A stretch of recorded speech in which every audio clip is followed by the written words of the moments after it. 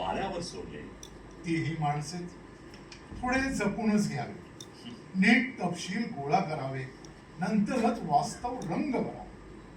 त्यांचे इतिहास वाचावे आणि त्यांच्यासह कलेसमोर लवाळ्यागत नम्र व्हावे. असे शक्य. कदाचित प्रयोग पाहायला आफ्रिकन चाचा, चंद्रा नायकेड, हणम्या, लुंगीवाला, नालबंद, खोळवाला. कदाचित माझा म्हातारा पोरगा किंवा त्याचा पोरगा.